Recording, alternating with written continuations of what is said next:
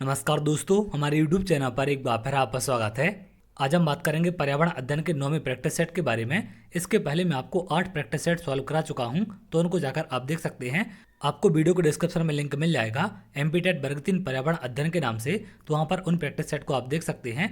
आज के इस वीडियो में हम बात करेंगे टॉप इंपोर्टेंट 30 प्रश्नों के बारे में जिनके एग्जाम में आने की संभावना है। तो मेरे साथ साथ आप भी टेस्ट को लगाएंगे। 30 में से कितने क्वेश्चन आपके सही होते हैं आप कमेंट में जरूर बताएं। सबसे पहला प्रश्न है, टाइटन किस ग्रह का प्राकृतिक उपग्रह है? तो टाइटन कौन से ग्रह का प्राकृतिक उपग्रह है आपका? इसका सही आंसर होगा शनि का। इसके बारे में कुछ और चीजें आप ध्यान रखेंगे। सौरमंडल में शनि आकार में दूसरा सबसे बड़ा ग्रह है। शनि के 62 उपग्रह हैं। टाइटन शनि का सबसे बड़ा उपग्रह है। तो शनि कौन से नंबर का ग्रह है? दूसरे नंबर का सबसे बड़ा ग्रह है। इसको आप ध्यान रखें। अगला प्रश्न यहाँ पर पूछा गया है, निम्नलिखित में से कौन सी बायोडीजल की फसल है? तो इनमें से कौन सी बायोडीजल की आपकी फसल होगी? जट्रोफा, कपास, गन्ना या फिर आलू? तो इसका सही आंसर है आपका जट्रोफा। इसके बारे में कुछ और चीजें आप ध्यान रखें। इसको क्यों बायोडीजल की फसल कहा जाता है? अगर आप यहाँ देखें, जट्रोफा बायोडीजल की फसल है। यह भारत, अफ्रीका, उत्तर अमेरिका और कैरिबियन जैसे ट्रॉपिकल क्षेत्रों में उत्पन्न होती है। इस पादप से प्राप्त होने वाले बीजों से 25 से 30% तक तेल निकाला जाता है। इस तेल से कार आदि चलाए जा सकते हैं, इसलिए इसे बायोडीजल पौधा कहा जाता है। क्योंकि इससे कार वगैरह चलाई जा सकती हैं, इसलिए इसे बायोडीजल का पौधा कहा गया है। इसको आप ध्यान रखेंगे। अगले प्रश्न पर आते हैं। अगला प्रश्न यहाँ पर पूछा गया है, प्लेग है कवक जनित बीमारी, विषाणु जनित बीमारी, जीवाणु जनित बीमारी या फिर खनिज जनित बीमारी? तो इसका लगभग आप सभी को आंसर पता होगा। प्लेग कैसी बीमारी होती है आपकी? जीवाणु जनित बीमारी होती है। इसके बारे में कुछ और जानकारी आपको ध्यान रखनी है। प्लेग एक जीवाणु जनित बीमारी है। यह एक संक्रमण रोग है जो पास्टुरेला पेस्टिस नामक जीवाणु के कारण फैलता है। तो इसका जीवाणु का नाम आप ध्यान रखेंगे। पास्टुरेला पेस्टिस इसका जीवाणु है। इससे मानव का फेफड़ा प्रभावित होता है। चूहा प्लेग रोग का वाहक होता है, तो इसको भी आप ध्यान रखें क्योंकि इस पर भी प्रश्न आपके बन जाते हैं। तो प्लेग रोग का वाहक कौन होता है? चूहा होता है। मोस्ट इंपोर्टेंट है इसका जीवाणु का नाम।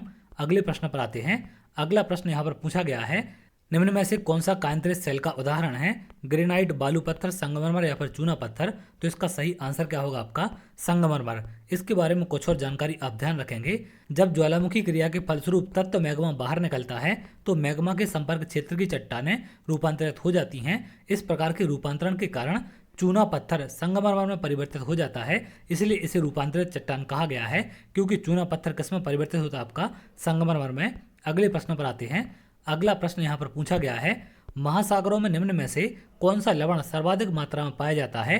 Calcium sulphate, magnesium sulphate, magnesium chloride या फिर सोडियम क्लोराइड? तो इसका सही आंसर क्या होगा आपका? सोडियम क्लोराइड, डी वाला। महासागरों में सोडियम क्लोराइड लवण सर्वाधिक मात्रा में पाया जाता है। सोडियम क्लोराइड को हम क्या लिखते हैं? रासायनिक सूत्र इसका क्या होता है? NaCl। अगले प्रश्न पर आते हैं। अगला प्रश्न यहाँ पर पूछा गया है, राज्यसभा में होने वाली सभाओं की अध्यक्षता कौन करता है? तो राज्यसभा में जो आपकी सभाएं होती हैं उनका अध्यक्ष कौन होता है? राष्ट्रपति, उपराष्ट्रपति, प्रधानमंत्री या फिर भारत के मुख्य न्यायाधीश? तो इसका आंसर क्या होगा? उपराष्ट्रपति क्या होते हैं? राज्यसभा के पदेन सभापति होते हैं। इसके बारे में कुछ और जानकारी यहाँ पर आपको दी गई है। भारत के उपराष्ट्रपति राज्यसभा के पदेन सभापति होते हैं। सभापति का कार्यकाल 5 वर्ष का होता है। उसका चुनाव अप्रत्यक्ष निर्वाचन द्वारा किया जाता है, जिसमें दोनों सदनों के सदस्य हिस्सा लेते हैं। राज्यसभा में सदस्य 6 वर्ष के लिए चुने जाते हैं, जिसमें से 1/3 सदस्य 2 साल में सेवानिवृत्त होते हैं। तो राज्यसभा के सदस्यों का कार्यकाल होता है 6 वर्ष का। लेकिन अगर हम उपराष्ट्रपति की बात करें या फिर राज्यसभा के सभापति की, तो सभापति का कार्यकाल होता है 5 साल का, लेकिन सदस्य के रूप में इनका कार्यकाल 6 वर्ष का होता है। अगले प्रश्न पर आते हैं। अगला प्रश्न यहाँ पर पूछा गया है, इकोसिस्टम की सही परिभाषा क्या है? किसी स्थान का आजीवक घटक, परस्पर क्रिया करने वाला जीव समुदाय, पृथ्वी और वायुमंडल का क्षेत्र जहां जीव रहते हैं, जीव समुदाय और उसके वातावरण का संतुलित तंत्र? तो इसका सही आंसर क्या होगा? डी वाला। जीव समुदाय और उसके वातावरण का संतुलित तंत्र क्या होता है आपका? इकोसिस्टम की सही परिभाषा है। इसके बारे में कुछ और जानकारी आप ध्यान रखें। पारिस्थितिकी तंत्र एक प्राकृतिक इकाई है जिसमें एक क्षेत्र विश्व की सभी जीवधारी अर्थात पौधे, जानवर और अणु जीव शामिल हैं, जो कि अपने अजैविक पर्यावरण के साथ अंतरक्रिया करके एक संपूर्ण जैविक इकाई बनाते हैं। अगले प्रश्न पर आते हैं। अगला प्रश्न यहाँ पर पूछा गया है, कई बार एग्जाम में प्रश्न देखने मिला है, भूकंप की तीव्रता नापने के यंत्र को क्या कहते हैं? सिस्मोग्राफ, फिजियोग्राफ, कार्डियोग्राफ या फिर बैरोग्राफ? तो इसका सही आंसर क्या है? इसको क्या कहा जाता है? सिस्मोग्राफ कहा जाता है। इसके बारे में कुछ और चीजें आप ध्यान रखें। भूकंप की तीव्रता मापने के लिए सिस्मोग्राफ नामक यंत्र का प्रयोग किया जाता है। इस यंत्र में रिएक्टर पैमाने का उपयोग किया जाता है, तो ये चीज आप ध्यान रखेंगे। इसमें रिएक्टर पैमाने का प्रयोग किया जाता है जिसमें 0 से 9 तक अंक चिन्हित होता है और प्रत्येक बढ़ता हुआ अंक भूकंप की बढ़ती हुई तीव्रता को प्रदर्शित करता है। अगला अंक पिछले अंक से 10 गुना अधिक भूकंप की तीव्रता बताता है, तो इस चीज को आप ध्यान रखेंगे। अगले प्रश्न पर आते हैं। अगला प्रश्न यहाँ पर पूछा गया है, दही निर्माण हेतु कौन सूक्ष्म जीवी उत्तरदायी होता है? स्ट्रेप्टोकोकस, एस्परजिलस, रेट्रोवायरस या फिर लैक्टोबैसिलस? तो इसका सही आंसर क्या है? लैक्टोबैसिलस इसके लिए उत्तरदायी होता है। इसके बारे में कुछ और चीजें आप ध्यान रखें। दूध से दही निर्माण की क्रिया में सूक्ष्म जीव लैक्टोबैसिलस उत्तरदायी होता है। ये कई बार आपका एग्जाम में पूछा गया है, तो इसके सूक्ष्म जीव का नाम आप ध्यान रखेंगे। अगले प्रश्न पर आते हैं। अगला प्रश्न यहाँ पर पूछा गया है, मानव रुधिर वर्ग की खोज सर्वप्रथम किस वैज्ञानिक ने की थी? जेनिंग्स, लैंडस्टीनर, पेंटन एवं मास्ट और कार्ल मार्क्स? इसका सही आंसर क्या है? लैंडस्टीनर ने इसकी खोज की थी। इसके बारे में कुछ और चीजें आप ध्यान रखेंगे। मानव रुधिर वर्ग की खोज ऑस्ट्रेलिया के चिकित्सक कार्ल लैंडस्टीनर ने वर्ष 1901 में की थी। इन्होंने रुधिर वर्ग को 4 वर्गों में विभाजित किया है, ए, ओ, ए, बी और ओ वर्ग में। अगले प्रश्न पर आते हैं। अगला प्रश्न यहाँ पर पूछा गया है, निम्नलिखित में से कौन सा रसायन आम पकाने का प्रयोग होता है? तो कौन से रसायन से आम पकाए जाते हैं? Calcium hydroxide, calcium carbonate, calcium carbide या फिर कैल्शियम क्लोराइड? तो इसका सही आंसर आपका क्या होगा? किससे पकाए जाते हैं? कैल्शियम कार्बाइड से। अब इसके बारे में एक चीज और आपको ध्यान रखनी है, इसमें गैस का नाम अक्सर पूछा जाता है आपसे। आम या अन्य फसलों को पकाने के लिए कैल्शियम कार्बाइड नामक रसायन का प्रयोग किया जाता है। इस रसायन से एसिटिलीन गैस का उत्सर्जन होता है जो फल पकाने में सहायक होती है। तो एसिटिलीन गैस का नाम आप ध्यान रखेंगे, ये फल पकाने में सहायक होती है। अगले प्रश्न पर आते हैं। अगला प्रश्न यहाँ पर पूछा गया है, भारत में कृषि को प्रभावित करने वाला मौसम का सबसे महत्वपूर्ण तत्व कौन सा है? आर्द्रता, तापमान, पवन या फिर वृष्टि? तो इसका सही आंसर क्या होगा आपका? वृष्टि। इसके बारे में कुछ और चीजें आप ध्यान रखें। भारत में कृषि को प्रभावित करने वाला सबसे महत्वपूर्ण तत्व वृष्टि है, क्योंकि भारत उष्ण तथा समशीतोष्ण 2 कटिबंध में स्थित है, तो इन सब चीजों को भी आप ध्यान रखेंगे। अगला मोस्ट इंपोर्टेंट प्रश्न यहाँ पर पूछा गया है, जनगणना 2011 के अनुसार भारत में लिंगानुपात क्या है? 916 1000, 943 1000, 920 1000 और 934 1000? इसका सही आंसर आपका क्या होगा? बी वाला। 943 महिलाएं हैं 1000 पुरुषों पर, तो बी वाला आंसर यहाँ पर आपका सही होगा। 2011 की जनगणना के अनुसार भारत में स्त्री पुरुष लिंगानुपात 943 1000 है। भारत का जनसंख्या घनत्व 382 व्यक्ति प्रति वर्ग किलोमीटर था, तो इसको भी आप ध्यान रखेंगे। ये 2011 की जनगणना की बात है। 382 प्रति व्यक्ति जनसंख्या घनत्व था। इसको भी कई बार एग्जाम में पूछा गया है। अगला प्रश्न यहाँ पर पूछा गया है, निम्नलिखित में से किस एक प्राणी को किसान का मित्र कहा जाता है? केंचुआ, चींटी, मधुमक्खी या फिर तितली? इसका आंसर लगभग आप सभी जानते होंगे। किसको कहा जाता है? केंचुए को। अब किस कारण से इसे किसान का मित्र कहा गया है? केंचुए को किसान का मित्र कहा जाता है क्योंकि केंचुआ नीचे की मिट्टी को ऊपर सतह तक लाने का कार्य करते हैं, जिससे मिट्टी और अधिक उपजाऊ हो जाती है। अगले प्रश्न पर आते हैं। अगला प्रश्न यहाँ पर पूछा गया है, जीवों के व्यवहार का अध्ययन किया जाता है नियोलॉजी में, इटियोलॉजी में, इथोलॉजी या फिर डेमोलॉजी? तो इसका सही आंसर आपका क्या होगा? जीवों के व्यवहार का अध्ययन इथोलॉजी में किया जाता है। अब इसके बारे में कुछ और चीजें आप ध्यान रखेंगे। विज्ञान के इथोलॉजी विषय के अंतर्गत जीवों के व्यवहार का अध्ययन किया जाता है। नियोलॉजी विषय के अंतर्गत तंत्रिका तंत्र से संबंधित रोगों का अध्ययन किया जाता है, तो नियोलॉजी भी आप ध्यान रखेंगे।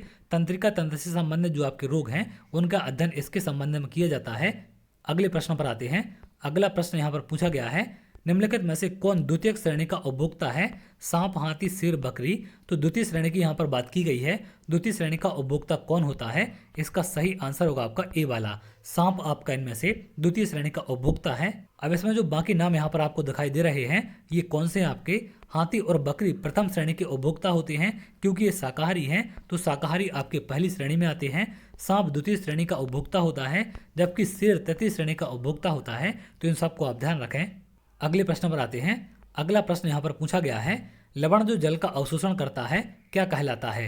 एनहाइड्रस लवण, हाइग्रोस्कोपिक लवण, हाइड्रोफिलिक लवण, हाइड्रोफोबिक लवण? तो इसका सही आंसर क्या होगा? हाइग्रोस्कोपिक लवण इसे कहा जाता है जो जल का अवशोषण करता है। अगर आप यहाँ देखें, हाइग्रोस्कोपिक लवण की प्रमुख विशेषता होती है यह अपने आसपास उपस्थित जल के अणुओं को अपनी तरफ आकर्षित करके उनका अवशोषण कर लेता है। मोस्ट इंपोर्टेंट क्वेश्चन है आपका, कई बार एग्जाम में इसे पूछा गया है। अगले प्रश्न पर आते हैं। शुष्क बर्फ किसका ठोस रूप है? ऑक्सीजन का, अमोनिया का, नाइट्रोजन का या फिर कार्बन डाइऑक्साइड का? तो शुष्क बर्फ जो आपका होता है ये किसका ठोस रूप होता है? कार्बन डाइऑक्साइड का। शुष्क बर्फ कार्बन डाइऑक्साइड CO2 के ठोस रूप को कहा जाता है, तो इसको आप ध्यान रखें। अगला इंपॉर्टेंट प्रश्न यहाँ पर पूछा गया है, विश्व वानिकी दिवस कब मनाया जाता है? 21 फरवरी, 21 मार्च, 21 अप्रैल या फिर 22 मार्च? तो इसका सही आंसर क्या होगा? 21 मार्च को मनाया जाता है। दिवस पर एक प्रश्न आपका जरूर पूछा जाता है, तो सभी दिवस आप लोग देख कर जाएंगे। इसके बारे में कुछ और चीजें आप ध्यान रखें। विश्व वानिकी दिवस जिसे अंतर्राष्ट्रीय वन दिवस के रूप में भी जाना जाता है, तो इसे अंतर्राष्ट्रीय वन दिवस भी कहा जाता है। प्रत्येक वर्ष 21 मार्च को वनों और वृक्षों के महत्व के बारे में जागरूकता बढ़ाने के लिए इसे मनाया जाता है। अगले प्रश्न पर आते हैं। अगला प्रश्न यहाँ पर पूछा गया है, भारत में गैंडों के संरक्षण की परियोजना किस वन्यजीव अभ्यारण्य के पास है? बांदीपुर, पेरियार, काजीरंगा या फिर गिर? तो इसका सही आंसर आपका क्या होगा? काजीरंगा के पास है। इसके बारे में कुछ और जानकारी यहाँ पर आपको दी गई है। भारत में गैंडों के संरक्षण के लिए काजीरंगा राष्ट्रीय उद्यान ये कहाँ पर है आपका? असम के नौगांव जिले में स्थित है। यह एक विश्व धरोहर स्थल है और महान भारतीय एक सींग वाले गैंडे के लिए फेमस है। भारत के 80% से ज्यादा गैंडे इसी पार्क में पाए जाते हैं, इसलिए इस पार्क को संरक्षण के लिए रखा गया है। अगले प्रश्न पर आते हैं। अगला प्रश्न यहाँ पर पूछा गया है, भारतीय वन सर्वेक्षण संस्थान कहाँ स्थित है? देहरादून, भोपाल, लखनऊ या फिर दिल्ली? तो इसका सही आंसर आपका क्या होगा? देहरादून में स्थित है। इसके बारे में कुछ और चीजें आप ध्यान रखें। इससे पहले किस रूप में स्थापित किया गया था? भारत सरकार द्वारा 1965 में प्रारंभ की गई परियोजना वन संसाधनों का निवेश पूर्व सर्वेक्षण का उत्तराधिकारी संस्थान है। भारतीय वन सर्वेक्षण जिसकी स्थापना 1 जून 1981 में हुई थी, जिसका मुख्यालय कहाँ पर है? उत्तराखंड के देहरादून में स्थित है। तो जिसे अब भारतीय वन सर्वेक्षण के रूप में जाना जाता है, इसकी स्थापना कब हुई थी? 1965 में, वन संसाधनों का निवेश पूर्व सर्वेक्षण के नाम से, लेकिन 1981 में इसका नाम बदलकर भारतीय वन सर्वेक्षण कर दिया गया है। मुख्यालय इसका आप ध्यान रखें, कई बार एग्जाम में ये पूछा गया है। निम्न में से किस राज्य में सबसे पहले पंचायती राज व्यवस्था लागू की गई थी? मध्य प्रदेश, महाराष्ट्र, उत्तर प्रदेश या फिर राजस्थान? तो इसका सही आंसर होगा आपका राजस्थान में। इसके बारे में कुछ और जानकारी आप ध्यान रखें जो एग्जाम में आपसे पूछी जाती है। भारत में पंचायती राज व्यवस्था लागू करने वाला पहला राज्य राजस्थान था। 2 अक्टूबर 1959 को नागौर जिले के बागड़ी गांव में प्रधानमंत्री पंडित जवाहरलाल नेहरू ने इसकी शुरुआत की थी। तो कब से शुरुआत की गई? 2 अक्टूबर 1959 से, नागौर जिले से, राजस्थान से। तो इन सब पर भी प्रश्न आपके बन जाते हैं। अगला प्रश्न यहाँ पर पूछा गया है, अंतरिक्ष विभाग और अंतरिक्ष आयोग की स्थापना किस वर्ष की गई थी? 1950, 1962, 1972 या फिर 1984? तो इसका सही आंसर क्या होगा आपका? 1972 में स्थापना की गई थी। कुछ और चीजें आप ध्यान रखें। भारत सरकार ने अंतरिक्ष आयोग की स्थापना जून 1972 में अंतरिक्ष विभाग, जिसको शॉर्ट में DOS कहते हैं, डिपार्टमेंट ऑफ स्पेस की स्थापना की और सितंबर 1972 में इसरो को DOS के अधीन कर दिया गया था। अगले प्रश्न पर आते हैं। अगला प्रश्न यहाँ पर पूछा गया है, भारत ने अपना पहला स्वदेशी परिज्ञापी रॉकेट, साउंडिंग रॉकेट के नाम से जाना जाता है, कब लॉन्च किया था? 20 नवंबर 1967 को, 10 अक्टूबर 1965, 14 अगस्त 1980, 15 अगस्त 1969? तो इसका सही आंसर क्या होगा आपका? 20 नवंबर 1967 को इसे लॉन्च किया गया था। इसके बारे में कुछ और चीज़ें आप ध्यान रखें। भारत ने अपना पहला स्वदेशी परिज्ञापी रॉकेट RH-75, जिसको हम रोहिणी 75 बोलते हैं, इसका शॉर्ट नाम है RH-75, 20 नवंबर 1967 को लॉन्च किया था। इसे थोम्बा इक्वेटोरियल रॉकेट लॉन्चिंग स्टेशन से लॉन्च किया गया था। अगले प्रश्न पर आते हैं। अगला प्रश्न यहाँ पर पूछा गया है, अंतर्राष्ट्रीय अंतरिक्ष स्टेशन कब लॉन्च किया गया था? 1998, 2003, 2010, 2015? तो इसका सही आंसर क्या होगा? 1998 में इसे लॉन्च किया गया था। इसके बारे में लगभग आप सभी जानते होंगे। अंतर्राष्ट्रीय अंतरिक्ष स्टेशन पृथ्वी की निचली कक्षा में स्थित सबसे बड़ा मॉड्यूलर अंतरिक्ष स्टेशन है, जो पृथ्वी की कक्षा में 400 किलोमीटर ऊपर स्थित है आपका, जिसे 20 नवंबर 1998 को प्रक्षेपित किया गया था। अगले प्रश्न पर आते हैं। अगला प्रश्न यहाँ पर पूछा गया है, निम्नलिखित में से कौन पहला कृत्रिम उपग्रह है? Lander Beagle, Sojourner, Apollo 11, Sputnik 1? तो इसका सही आंसर क्या है? पहला कृत्रिम उपग्रह कौन सा आपका? स्पुतनिक 1 है। कई बार घुमा फिराकर इस पर प्रश्न आपके पूछे जाते हैं। स्पुतनिक 1 रूस द्वारा निर्मित धरती का पहला कृत्रिम उपग्रह था। इसको 1957 में प्रक्षेपित किया गया था। तो ये किसके द्वारा बनाया गया था? रूस के द्वारा। प्रक्षेपित कब किया गया? 1957 में। तो इन सबको आप ध्यान रखेंगे। अगले प्रश्न पर आते हैं। अगला प्रश्न यहाँ पर पूछा गया है, नासा द्वारा ग्रह बृहस्पति और उसके चंद्रमा का अध्ययन करने के लिए निम्नलिखित में से कौन सा मानव रहित अंतरिक्ष यान भेजा गया है? तो यहाँ पर बृहस्पति ग्रह की और उसके चंद्रमाओं के अध्ययन की बात की जा रही है। Galileo, Suisei, Cassini Huygens near Shoemaker, तो इसका सही आंसर क्या होगा? गैलीलियो लॉन्च किया गया था। इसके बारे में कुछ और चीजें आप ध्यान रखें। गैलीलियो बृहस्पति और उसके चंद्रमा का अध्ययन करने के लिए नासा द्वारा भेजे गए मानव रहित अंतरिक्ष यान है। तो ये किसके द्वारा भेजा गया था? नासा के द्वारा। इसकी एजेंसी का नाम भी आपसे पूछ लिया जाता है। अगले प्रश्न पर आते हैं। अगला प्रश्न यहाँ पर पूछा गया है, पहला आईसीसी पुरुष क्रिकेट विश्व कप किस वर्ष खेला गया था? 1977, 1974, 1975 या फिर 1976? तो इसका सही आंसर क्या है? पहला आईसीसी क्रिकेट वर्ल्ड कप कब खेला गया था? 1975 में। इसके बारे में कुछ और चीजें आप ध्यान रखें। पहला आईसीसी पुरुष क्रिकेट विश्व कप 1975 में वेस्ट इंडीज ने ऑस्ट्रेलिया को हराकर जीता था। तो पहला विश्व कप कौन जीता था? West Indies. इस पर भी प्रश्न आपका बन जाता है, किसे हराकर जीता था? ऑस्ट्रेलिया को। पहला विश्व कप क्रिकेट इंग्लैंड में खेला गया था। तो पहला विश्व कप कहां पर हुआ था आपका? इंग्लैंड में। 1975 क्रिकेट विश्व कप आधिकारिक रूप से प्रूडेंशियल कप 75 के नाम से इसे जाना जाता है। प्रूडेंशियल कप के नाम से इसे जाना जाता है। मोस्ट इंपोर्टेंट है, इसको आप ध्यान रखें। अगला प्रश्न यहाँ पर पूछा गया है, क्रिकेट में डबल शतक बनाने वाली प्रथम महिला कौन है? मिताली राज, पूनम यादव, हरमनप्रीत कौर या फिर स्मृति मंदाना? तो इन चार ऑप्शन में से कौन है जिन्होंने पहले डबल शतक बनाया था? मिताली राज इसका आंसर होगा। इनके बारे में कुछ और चीजें आप ध्यान रखें। महिला क्रिकेट में टेस्ट मैच में दोहरा शतक लगाने वाली पहली भारतीय महिला मिताली राज हैं। इन्होंने 2002 में इंग्लैंड के खिलाफ टेस्ट मैच में 214 रनों की पारी खेली थी, इंग्लैंड के खिलाफ 2002 में। इसको भी आप ध्यान रखेंगे। अगला और लास्ट प्रश्न यहाँ पर आपका पूछा गया है, जल प्रदूषण की रोकथाम और नियंत्रण अधिनियम कब आया था? 1977 में, 1974, 1975 या फिर 1976? तो इसका सही आंसर आपका क्या होगा? 1974 में। मोस्ट इंपोर्टेंट क्वेश्चन है आपका। अधिनियम के प्रश्न आपके लगातार एग्जाम में पूछे जाते हैं। अधिनियम का पीडीएफ मैंने एप्लीकेशन पर शेयर कर दिया है, तो उसे जाकर आप देख सकते हैं। स्टडी मटेरियल में आपको पीडीएफ मिल जाएगा, वहां पर धीरे धीरे करके और भी पीडीएफ आपके शेयर किए जाएंगे, तो उनको भी जाकर आप देख सकते हैं। एप्लीकेशन का लिंक आपको डिस्क्रिप्शन में मिल जाएगा, या आप लोग प्ले स्टोर पर जाकर संदीपनी एकेडमी हटा के नाम से एप्लीकेशन को डाउनलोड कर सकते हैं। इसके बारे में कुछ और चीजें आप ध्यान रखें। जल प्रदूषण निवारक एवं नियंत्रण अधिनियम 1974 को लागू किया गया था।